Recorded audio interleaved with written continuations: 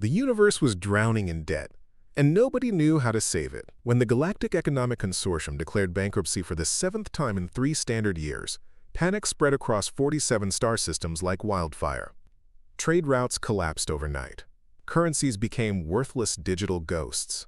Entire civilizations watched their economies crumble into mathematical chaos, while bureaucrats in glass towers debated fiscal policy, with the urgency of snails crossing a highway. Before we jump back in, tell us where you're tuning in from, and if this story touches you, make sure you're subscribed, because tomorrow, I've saved something extra special for you. But buried beneath the ruins of a forgotten human colony, something waited in the frozen darkness, something that would either save the galaxy's financial future or destroy every economic principle the universe had ever known. Dr. Elena Vasquez pressed her palm against the scanner and felt the familiar tingle of the security field recognizing her biometrics. The door to the excavation site slid open with a soft hiss, revealing the organized chaos of an archaeological dig that had been running for 8 months without producing anything more valuable than corroded metal fragments and broken ceramic tiles. She descended the metal stairs into the pit, her boots echoing against the reinforced walls that kept the excavation stable. The dig site on Kepler 442c had been her project from the beginning, funded by the University of New Geneva's xenoarchaeology department back when academic funding still existed and universities weren't selling their research libraries to pay for basic utilities. Elena paused at the bottom of the stairs and surveyed the work area. Ancient human structures lay exposed under harsh work lights, their concrete foundations cracked and weathered by 3 centuries of neglect. The humans had been the galaxy's economic powerhouse once, before the Cascade Plague wiped them out and left their financial systems to collapse like dominoes across known space. Dr. Vasquez, we found something unusual, called Marcus Chen, her lead excavation specialist. His voice carried that particular note of excitement that Elena had learned to recognize after 12 years of digging through dead civilizations. It was the sound of discovery. She made her way through the carefully marked grid sections to where Marcus stood beside a section of wall that looked different from the surrounding concrete. This portion was constructed from polished metal alloy that still reflected their work lights, despite centuries of burial. Symbols were etched into its surface. Not the decorative artwork they usually found in human ruins, but precise mathematical notations and what appeared to be financial calculations. "What do you make of this?" Elena asked, running her scanner over the metal surface. The device beeped softly as it analyzed the composition and structure of whatever lay behind the wall. Marcus pulled up the scan results on his tablet. The scanner indicates a sealed chamber behind this panel. The atmospheric readings suggest it's been completely isolated from the outside environment. Temperature is significantly lower than the surrounding area, and there's some kind of power source still active down there. Elena felt her pulse quicken. Active power sources in human ruins were virtually unheard of. Most human technology had failed within decades of their extinction, leaving behind nothing but corroded shells and broken circuits. If something was still functioning after 300 years, it meant the humans had built it to last through whatever catastrophe they knew was coming. "Can we get through?" she asked. Marcus nodded toward a pile of cutting equipment. "Give me 2 hours, and I'll have this panel removed. But Dr. Vasquez, there's something else you should see first." He led her to another section of the excavation where his team had uncovered what appeared to be a records room. Dozens of metal containers lined the walls, each one sealed and labeled with the same precise notation system they'd found on the door panel. Marcus had already opened several containers, revealing stacks of documents printed on some kind of durable polymer that had survived the centuries without degradation. "These are financial records," Marcus explained, handling one of the documents with careful precision. "Corporate accounting statements, tax documentation, economic projection models." The humans weren't just living here. They were running some kind of massive financial operation. Elena examined the documents, using her translation software to convert the human text into readable format. The numbers were staggering. Trade volumes that represented entire planetary economies, currency exchanges involving star systems she'd never heard of, and financial instruments so complex that her xenoeconomics training couldn't begin to interpret them. This was more than just a colony, she realized. This was a financial center. Look at these transaction volumes. They were processing economic data for half the galaxy. Marcus pulled up another document, this one bearing official seals and authentication marks. According to this, the facility was designated as an emergency economic continuity site, whatever that means. Elena felt pieces of a puzzle clicking together in her mind. The humans had known their civilization was ending. The Cascade Plague hadn't taken them by surprise. They'd had time to prepare. And part of that preparation had involved preserving something important enough to power it for 3 centuries. Marcus, how long until you can get that door open? 2 hours if we're careful. 1 hour if we're not. Be careful. Whatever's behind that door, the humans thought it was worth preserving for exactly this long. While Marcus and his team worked on the sealed chamber, Elena returned to her temporary office in the surface shelter and began researching everything she could find about human economic systems. The information was fragmentary. Most records had been lost when the galactic financial networks collapsed after humanity's extinction, but what remained painted a picture of an economic structure so sophisticated that it made current galactic markets look like children trading toys. The humans had developed something called multi-dimensional currency matrices that could process thousands of different exchange rates simultaneously. They'd created financial instruments that could hedge against economic catastrophes across multiple star systems. Most importantly, they'd built regulatory frameworks that had somehow kept their economies stable for over 2,000 years. All of this had died with them, leaving the galaxy to fumble through 3 centuries of economic chaos with increasingly desperate attempts to rebuild what had been lost. The current crisis, hyperinflation, currency collapse, and the complete breakdown of interstellar trade was just the latest disaster in a long series of financial catastrophes that had become the new normal. Elena's research was interrupted by Marcus's voice over the communication system. "Dr. Vasquez, you need to see this. We're through the door." She made her way back to the excavation site, where Marcus stood at the entrance to what could only be described as a technological marvel. The chamber beyond the door was pristine, maintained at exactly the temperature and humidity levels needed to preserve whatever the humans had stored there. Banks of equipment lined the walls, their status lights blinking in patterns that suggested active monitoring and maintenance systems. But it was the center of the room that made Elena's breath catch in her throat. A single cryogenic preservation unit sat on a raised platform, its transparent viewing panel revealing the perfectly preserved form of a human male. According to the readouts on the unit's control panel, he had been in suspended animation for 297 years. "My God," Elena whispered. "They preserved someone." Marcus approached the cryogenic unit carefully, his scanner sweeping over its surface. "All systems are green. Life support is stable. Brain activity is minimal, but consistent with successful cryogenic suspension. Whoever this is, he's still alive." Elena examined the identification panel mounted beside the unit. The text was in the precise mathematical notation they'd found throughout the facility, but her translation software converted it into readable format. Thomas Mitchell Harrison, Senior Economic Systems Analyst. Emergency Protocol 7. Authorized for revival only upon detection of galaxy-wide economic collapse or systemic financial crisis. Economic Systems Analyst, Elena repeated. "They froze an accountant." Marcus looked at her with confusion. "I'm sorry, they froze a what?" Elena felt a mixture of disappointment and curiosity. After all the excitement of finding an intact human, it turned out to be someone whose profession had been managing numbers rather than saving worlds. An accountant. Someone who manages financial records and analyzes economic data. Not exactly what you'd expect them to preserve for a galactic emergency. Preparing and narrating this story took us a lot of time, so if you are enjoying it, subscribe to our channel, it means a lot to us. Now back to the story. But even as she said it, Elena found herself reconsidering. The humans had built this facility at enormous expense, powered it for 3 centuries, and programmed it to automatically wake this person when specific conditions were met. They wouldn't have done that for just any accountant. This Thomas Harrison must have been someone special. She activated her communicator and sent a priority message to the university administration. "Dr. Vasquez to University Command. We've discovered an intact human in cryogenic suspension. Requesting immediate consultation with the xenobiology department and emergency authorization for revival procedures." The response came back within minutes, but it wasn't from the university. It was from the Galactic Economic Consortium itself.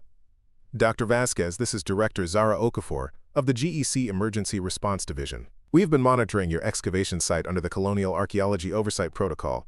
You are ordered to cease all activities and await the arrival of our specialist team." Do not attempt to revive the human under any circumstances. Elena stared at her communicator in disbelief. The GEC had been watching her dig? And why were they so concerned about one frozen human that they were willing to override university authority? Marcus looked at her with concern. What do we do?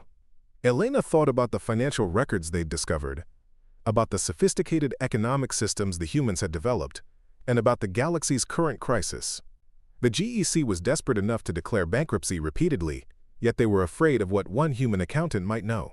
That told her everything she needed to know about how valuable this Thomas Harrison might actually be. We follow our archaeological protocols, she said finally. This is a xenoarchaeological site under university jurisdiction. The GEC has no legal authority here, unless they can prove this represents a security threat. But even as she said it, Elena knew the GEC would find a way to take control of the site. They always did when something valuable was discovered. She had perhaps hours before armed security teams arrived to claim the facility and everything in it. She looked at the cryogenic unit and the peacefully sleeping form of Thomas Harrison. The humans had trusted that someone would eventually find him and wake him when the galaxy needed his expertise. The GEC wanted to make sure that never happened, which probably meant his knowledge was exactly what the galaxy needed right now. Elena made a decision that would change the course of galactic history. Marcus, how long would it take to begin the revival process? Marcus consulted his tablet, accessing the technical specifications they'd recorded from the cryogenic unit. The system appears to be designed for automated revival. If we activate the wake cycle, it would take approximately 6 hours for complete restoration to consciousness. And how long until the GEC team arrives? Based on their transmission source, probably 8 hours if they're coming from the nearest GEC facility. Elena nodded. Begin the revival process. If the GEC wants to suppress whatever this man knows, that's exactly why we need to wake him up first. Marcus hesitated. Dr. Vasquez, if we're wrong about this, it could end both our careers. Elena looked around the chamber at the sophisticated equipment the humans had built, at the careful documentation they'd preserved, and at the sleeping form of the man they'd trusted with their civilization's future. Marcus, the galaxy's economy has collapsed 7 times in 3 years. Unemployment is at 40%. Entire star systems are reverting to barter economies because their currencies have become worthless.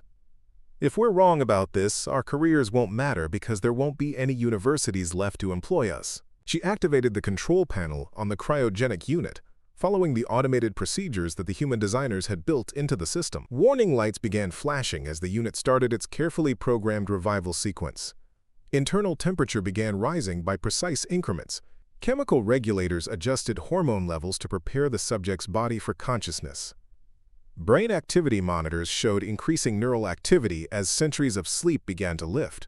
Estimated time to consciousness: 5 hours and 37 minutes. The unit announced in perfectly clear standard galactic language. Elena blinked in surprise. It speaks galactic standard? Marcus checked the unit's computer systems. Apparently, it's been monitoring external communications and updating its language databases for the past 3 centuries.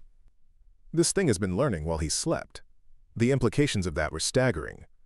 Not only had the humans preserved one of their economic experts, but they'd given him access to nearly 300 years of galactic financial data. Thomas Harrison would wake up knowing more about the galaxy's economic history than anyone currently alive. Elena spent the next few hours documenting everything they'd found and transmitting copies of the most important data to secure archives at universities across the galaxy. If the GEC tried to suppress this discovery, at least the information would survive. She also reviewed everything her translation software had decoded from the human financial records, trying to understand the economic principles that had kept human civilization stable for so long.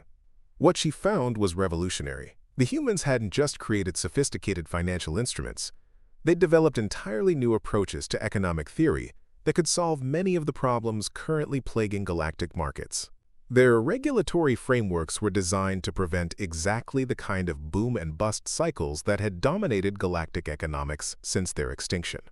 More importantly, they'd created something called economic immune systems, automatic stabilizers that could detect financial crises before they developed and take corrective action without requiring political approval or bureaucratic delays.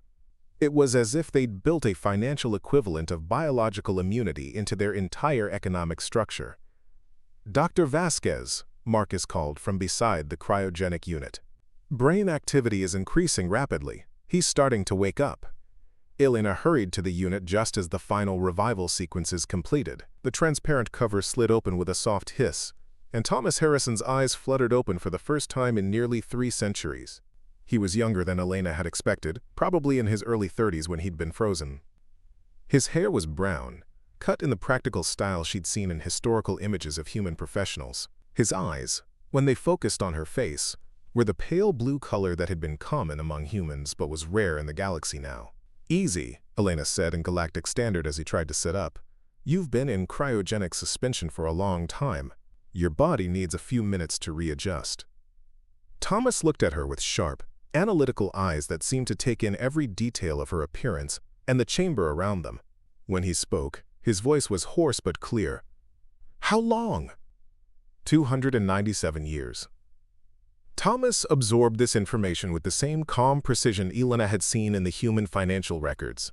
No panic, no emotional outburst, just immediate acceptance and analysis. Galactic Economic Consortium? Collapsed. 7 bankruptcies in 3 years. Thomas closed his eyes briefly, and Elena could almost see him processing the implications.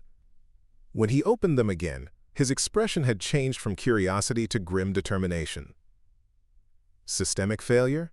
Complete breakdown, currency collapse, hyperinflation, trade route failures. The whole galactic economy is in freefall. Thomas sat up slowly, his movements becoming steadier as his body readjusted to consciousness. Emergency authorization protocols activated then.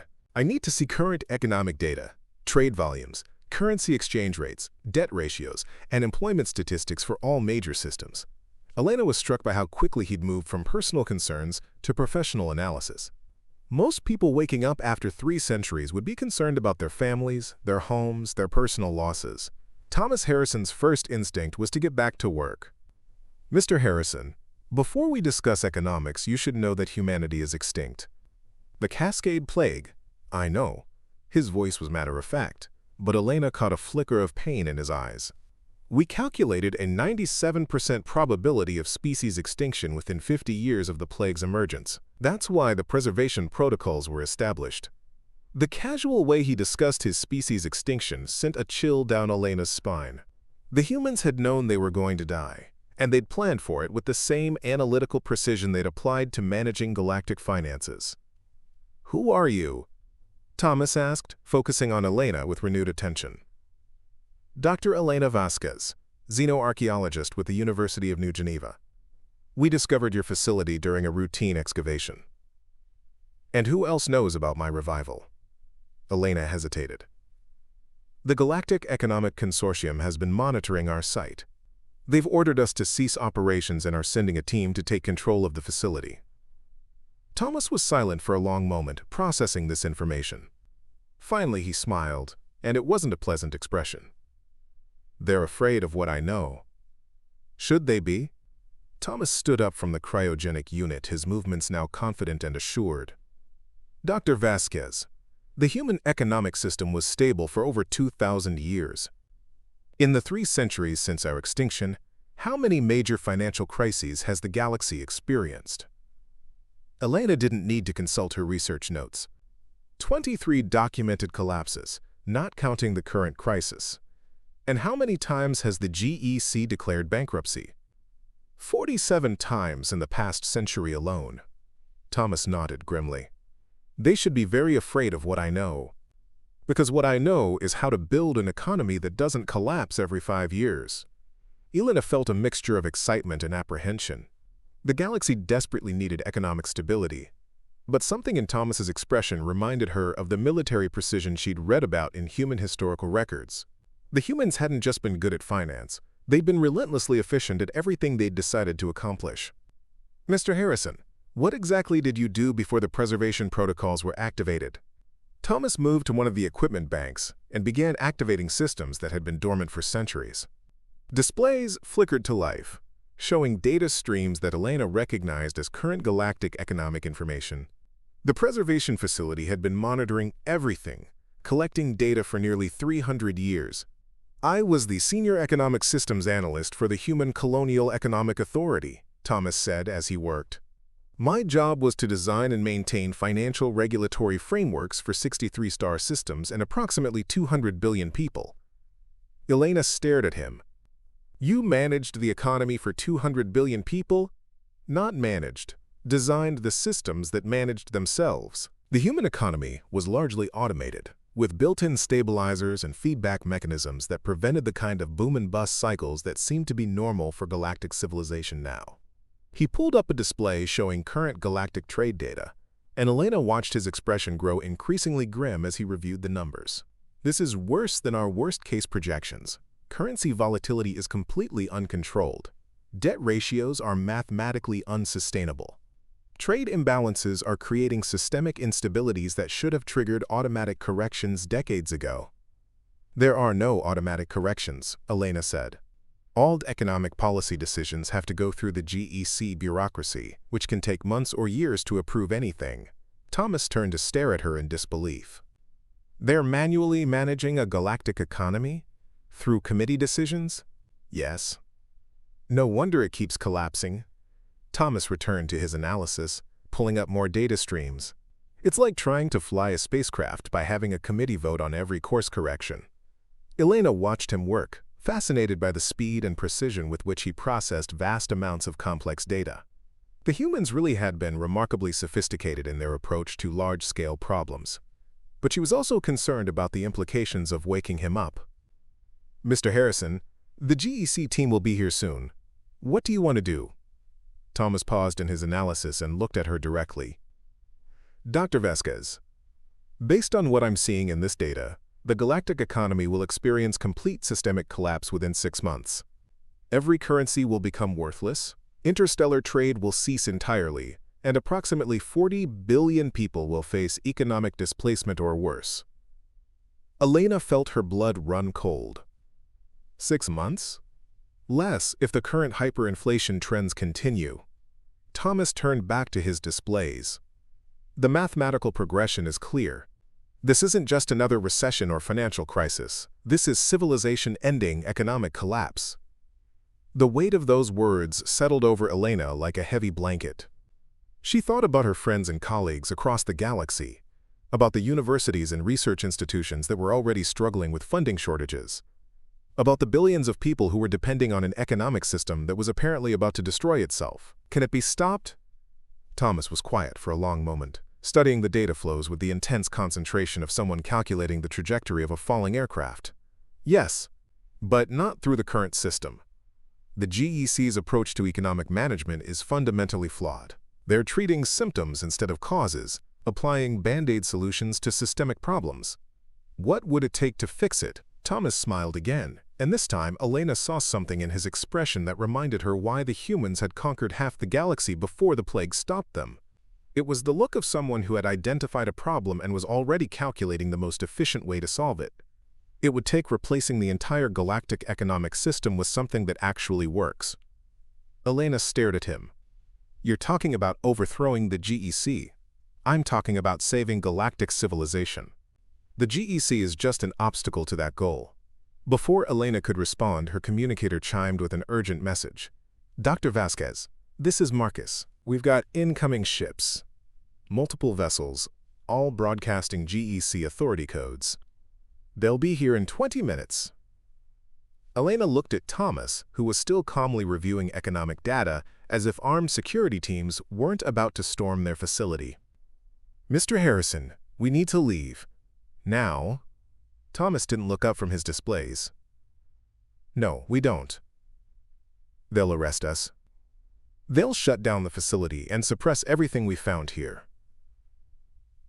Dr. Vasquez, the GEC is a bureaucratic organization that's failed at its primary mission for 3 centuries. They're not going to arrest anyone. They're going to try to negotiate. Elena couldn't believe his calm confidence. How can you be so sure?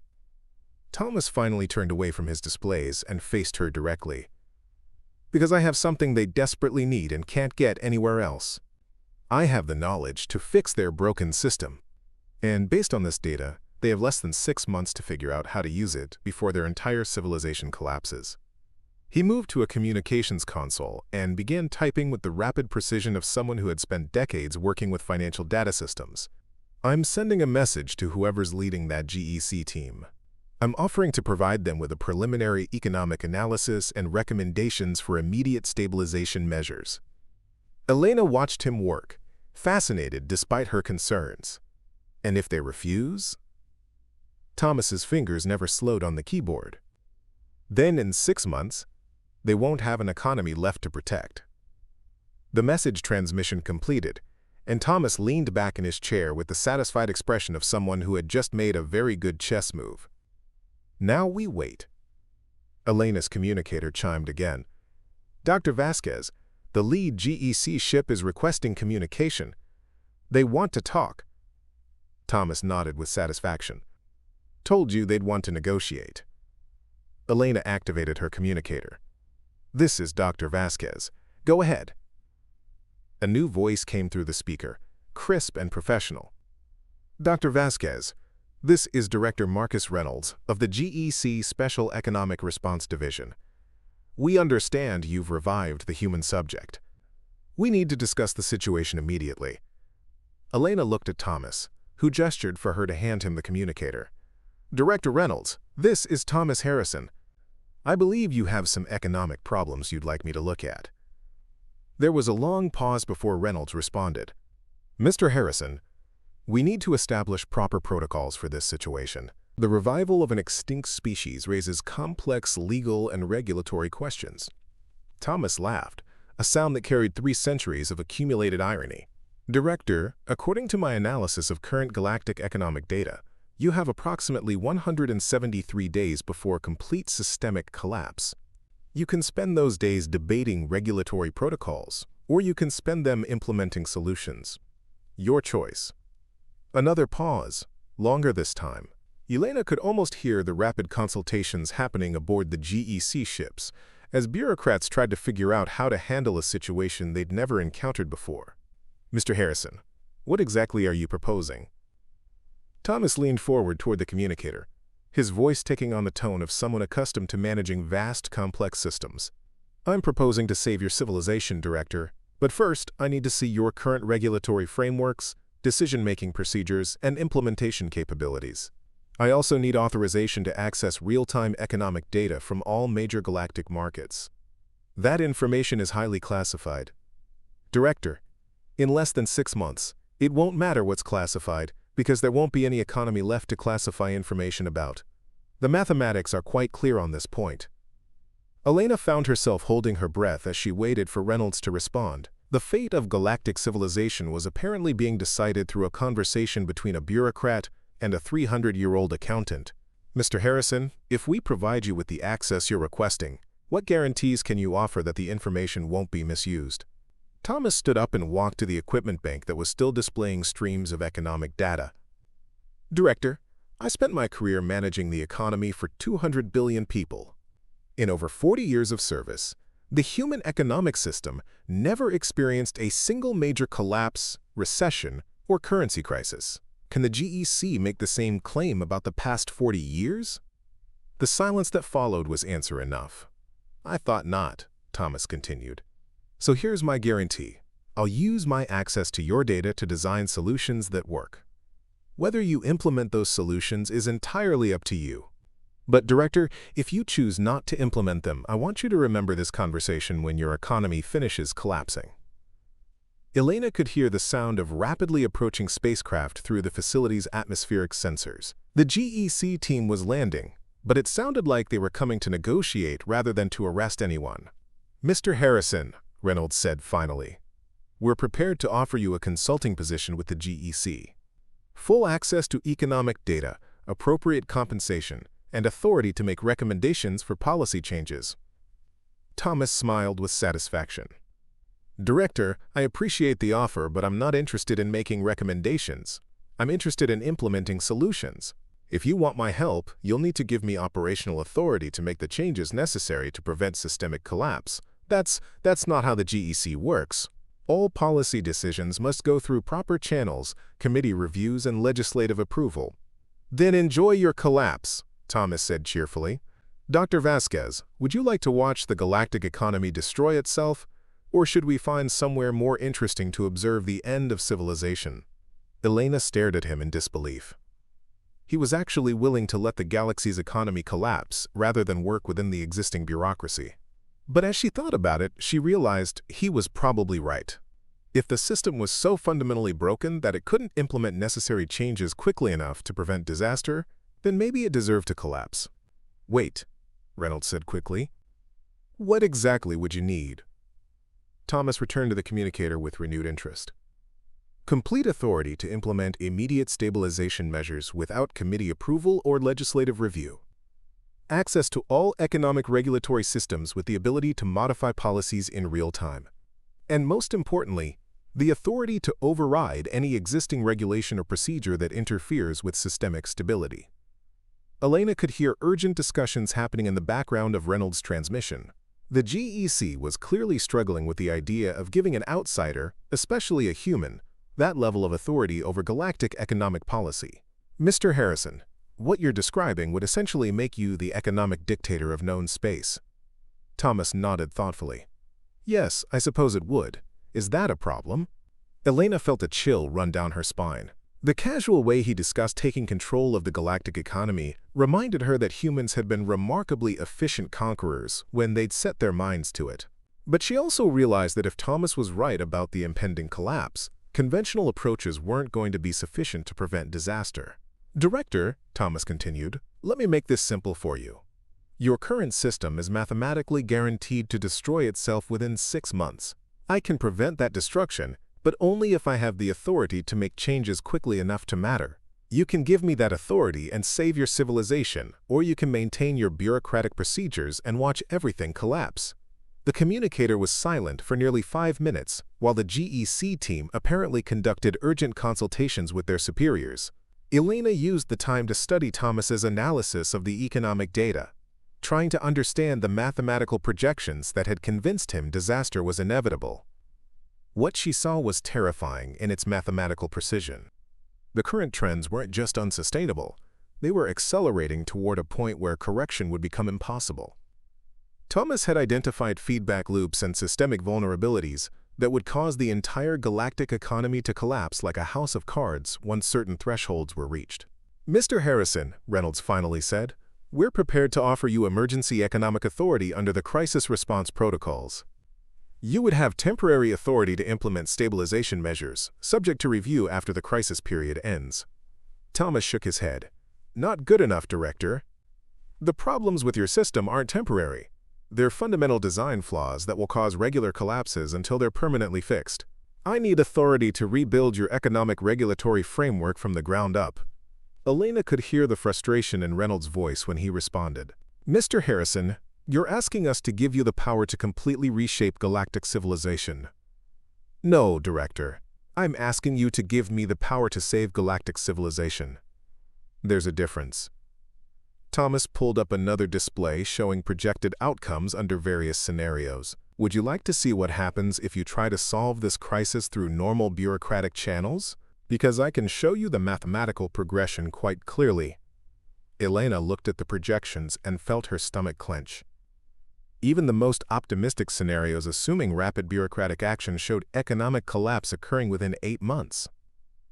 The more realistic scenarios, accounting for normal committee delays and political resistance, showed collapse within 4 months. The mathematics don't lie, Director, Thomas said quietly. Your system is ending whether you want it to or not. I'm offering to replace it with something that actually works. But I can't do that if I have to spend months arguing with committees every time I need to change a regulation. The communicator crackled with static as Reynolds consulted with his team again. Elena found herself wondering if they were witnessing the moment when galactic civilization chose between survival and bureaucratic tradition. Mr. Harrison, if we grant you this authority, what guarantee do we have that you won't abuse it? Thomas smiled grimly. The same guarantee you have that your current system won't collapse in 6 months. My professional reputation and the mathematical consequences of failure. He activated another display showing the results of human economic management over their 2,000-year history. Director, the human economic system maintained stability longer than your entire galactic civilization has existed. We never had hyperinflation, currency collapse, or systemic unemployment. Our longest recession lasted 18 months, and that was considered a historical aberration. Elena stared at the data, realizing for the first time just how remarkable human economic achievements had actually been. The galactic economy experienced major crises every few years that would have been inconceivable under human management. How? She asked Thomas. How did humans maintain that level of stability? Thomas turned to her with the expression of a teacher explaining basic concepts to a student.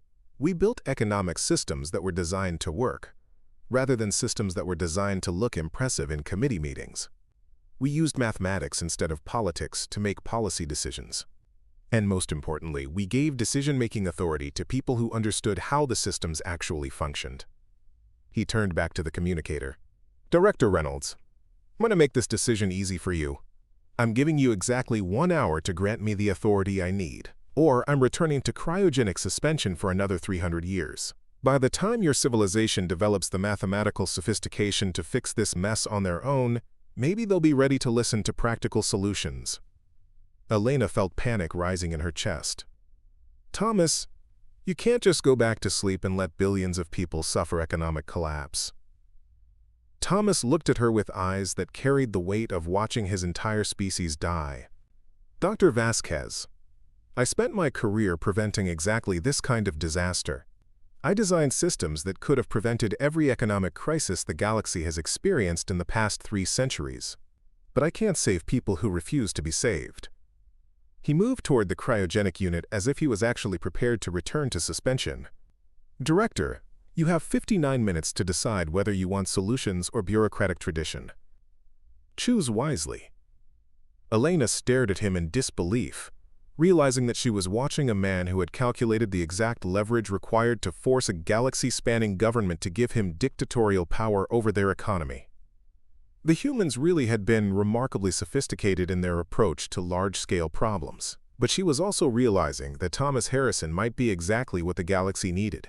Someone with the knowledge to fix their broken systems and the determination to implement solutions, regardless of political resistance. The question was whether the GEC would be smart enough to recognize that before it was too late. Director Reynolds' voice crackled through the communicator with barely controlled desperation. Mr. Harrison, the GEC Emergency Council has voted. You have full economic authority under Emergency Provision Alpha 7. All regulatory systems are now under your direct control. Thomas Harrison stepped away from the cryogenic unit and returned to his workstation, his expression shifting from casual indifference to focused intensity. Smart choice, Director. Transmit your economic access codes immediately. I need complete system integration within the next 4 hours. Elena watched as streams of data began flowing across Thomas's displays, showing real-time economic information from across the galaxy. Trade volumes, currency exchange rates, employment statistics, and debt ratios painted a picture of an economy in its final death spiral. Dr. Vasquez, Thomas said without looking away from his screens, you're about to witness something that hasn't happened in 300 years. You're going to see an economy that actually works. His fingers moved across the control interfaces with the precision of a surgeon. Within minutes, he had identified the critical failure points that were driving the galactic economy toward collapse.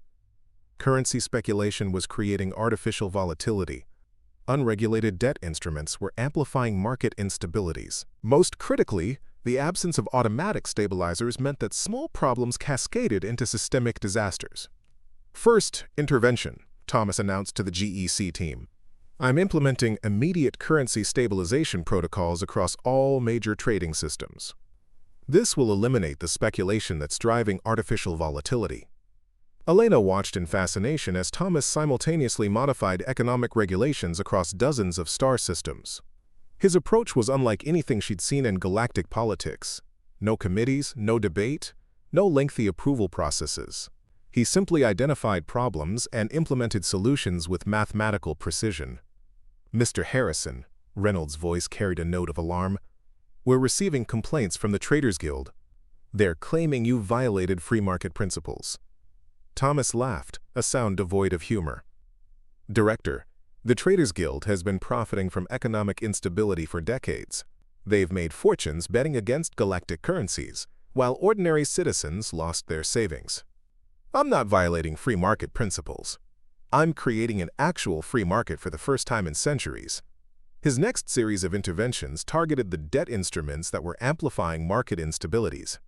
Complex financial derivatives that most economists couldn't understand were replaced with transparent, mathematically stable alternatives.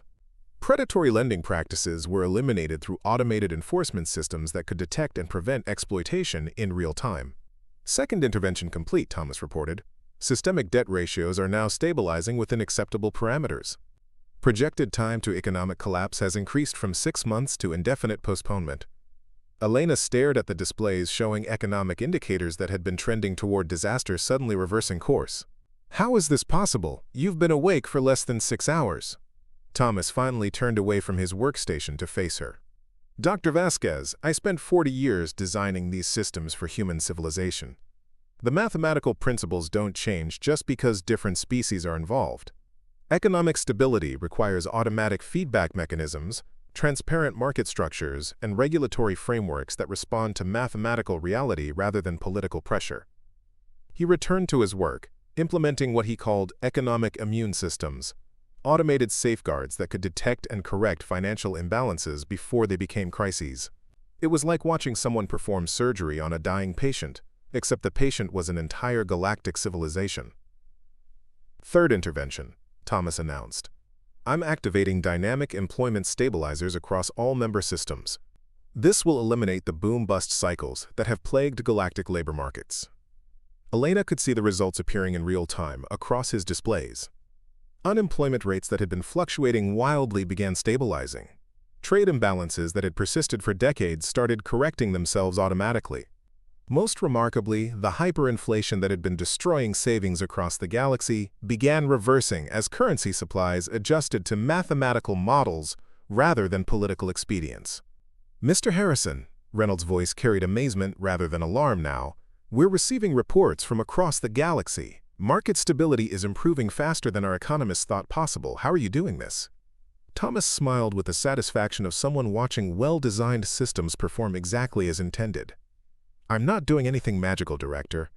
I'm simply implementing regulatory frameworks that were standard practice in human civilization for over 2 millennia.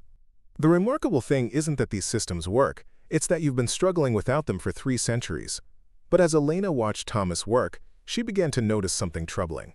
His interventions weren't just stabilizing the economy, they were fundamentally restructuring galactic society.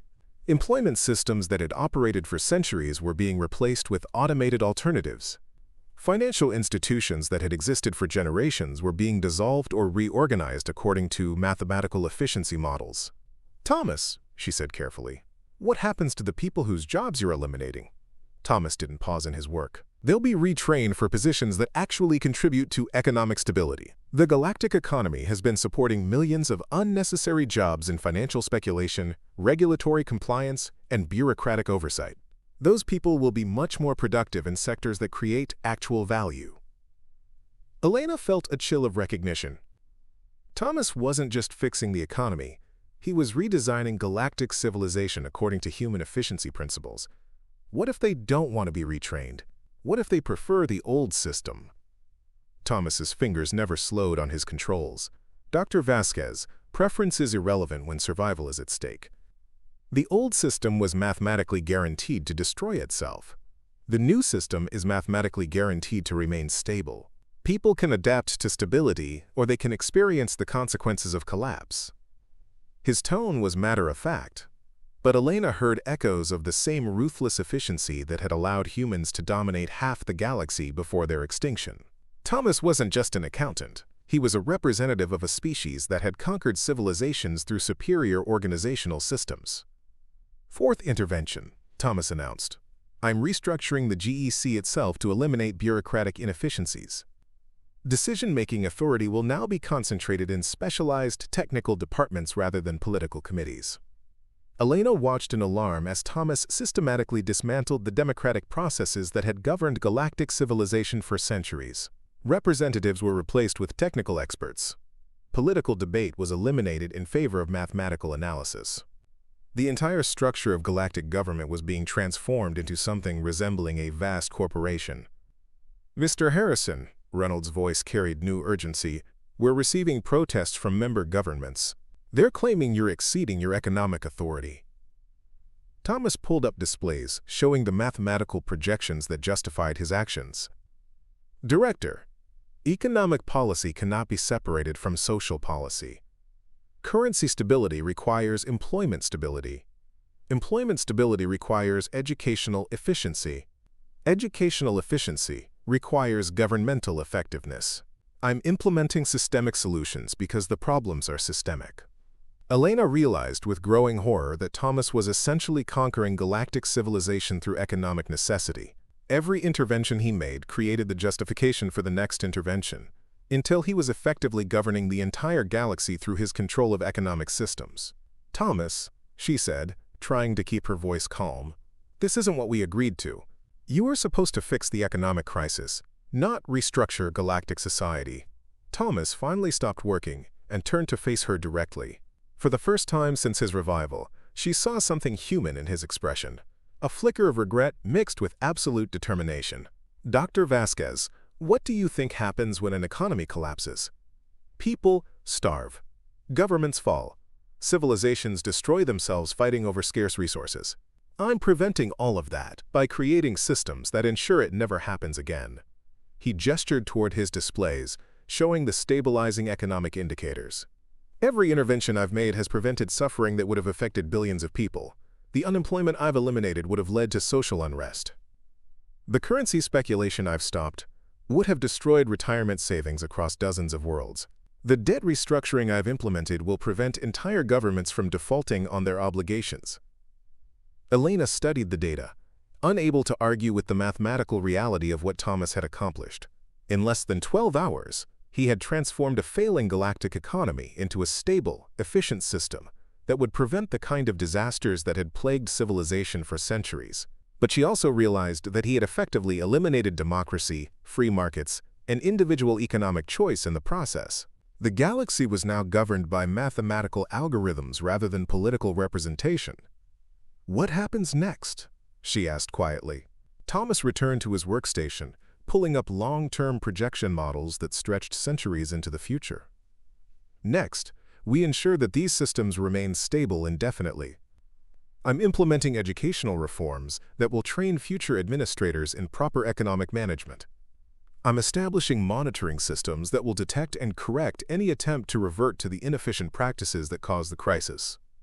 Elena watched as he designed what could only be described as a permanent technocracy, a system where mathematical expertise would always take precedence over political preference.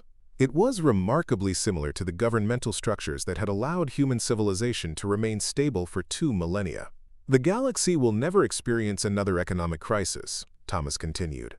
"Unemployment will remain within optimal parameters. Currency values will remain stable. Trade will flow efficiently without speculation or artificial manipulation. Social unrest will be minimized through predictable employment and transparent governance." Elena realized she was witnessing the birth of a new galactic order, one designed with the same ruthless efficiency that had made humans such successful conquerors. Thomas hadn't just saved galactic civilization, he had transformed it into something entirely different. "Mr. Harrison," Reynolds' voice carried a mixture of gratitude and apprehension, "initial reports suggest your interventions have been extraordinarily successful. Market stability is at levels we've never seen before. But we're also receiving concerns about the scope of the changes you've implemented." Thomas smiled with satisfaction. "Director, you asked me to prevent economic collapse. I've done that. The side effect is that you now have an economic system that actually works, instead of one that requires constant crisis management." He activated a final series of protocols that would make his changes permanent. "I'm establishing automated oversight systems that will maintain these reforms indefinitely. Future administrators will be able to make minor adjustments, But the fundamental structures I've implemented cannot be modified without mathematical justification. Elena felt a strange mixture of admiration and unease as she watched Thomas complete his transformation of galactic civilization. He had undoubtedly saved billions of lives and prevented countless suffering, but he had also eliminated the messy, inefficient, democratic chaos that many species considered fundamental to civilized society. "Thomas," she said, "what happens to you now? Do you return to suspension? Do you govern this new system you've created?" Thomas deactivated his workstations and turned to face her with an expression of quiet satisfaction. "My work is complete, Dr. Vasquez. The systems I've implemented will maintain themselves automatically. The galaxy has economic stability that will last for millennia, assuming no one is foolish enough to dismantle the regulatory frameworks I've established." He moved toward the cryogenic unit, then paused. "As for what happens to me, that's an interesting question. I'm the last human alive, living in a galaxy that no longer needs human expertise.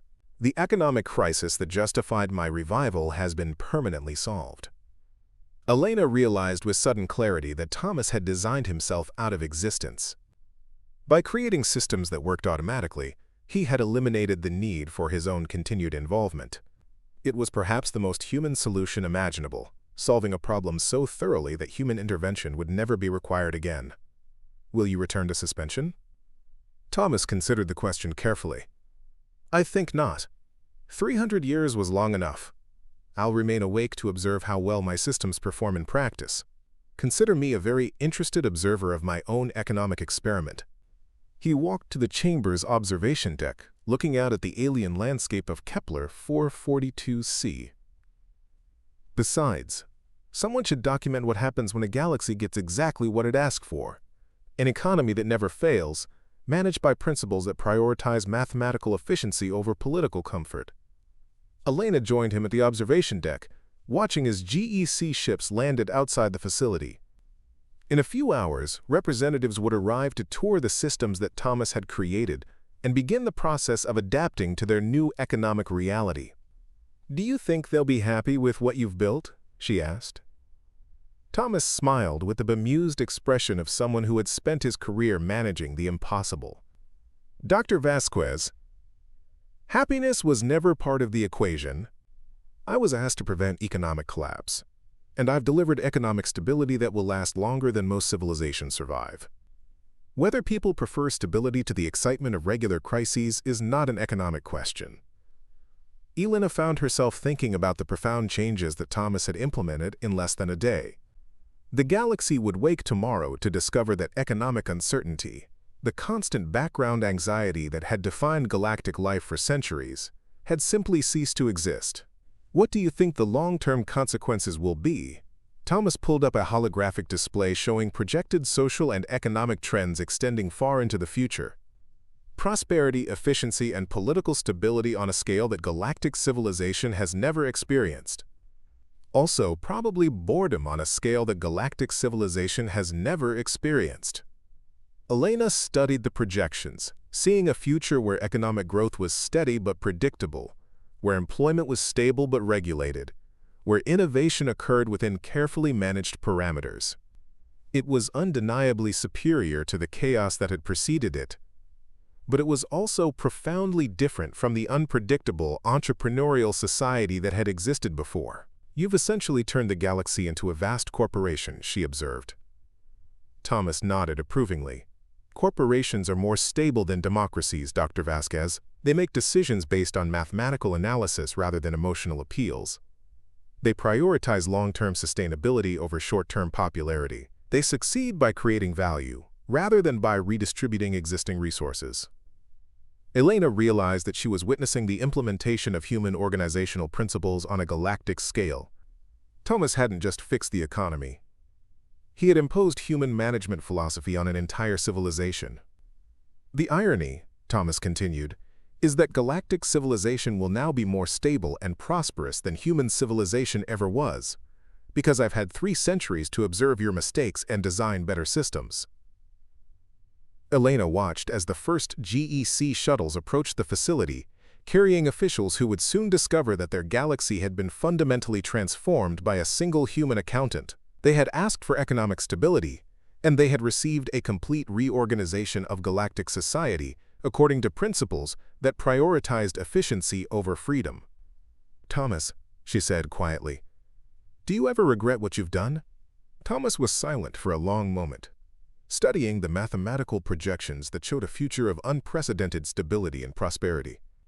Finally, he spoke with the calm certainty of someone who had calculated all possible outcomes. "Dr. Vasquez, I've prevented the economic collapse that would have destroyed galactic civilization within 6 months. I've eliminated the boom-bust cycles that cause suffering for billions of people. I've created systems that will maintain prosperity and stability for millennia. If that requires sacrificing some political chaos and economic uncertainty, I consider it an excellent trade."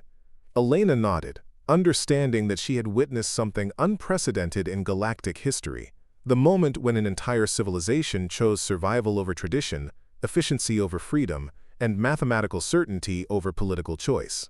As the GEC officials began entering the facility, Thomas Harrison returned to his workstation one final time. Not to make more changes, but to monitor the systems he had created and ensure they continued functioning exactly as designed. The galaxy's books were finally balanced, and they would remain balanced for as long as galactic civilization chose to prioritize stability over the dangerous luxury of economic freedom. Up next, you've got 2 more standout stories right on your screen. If this one hit the mark, you won't want to pass these up. Just click and check them out.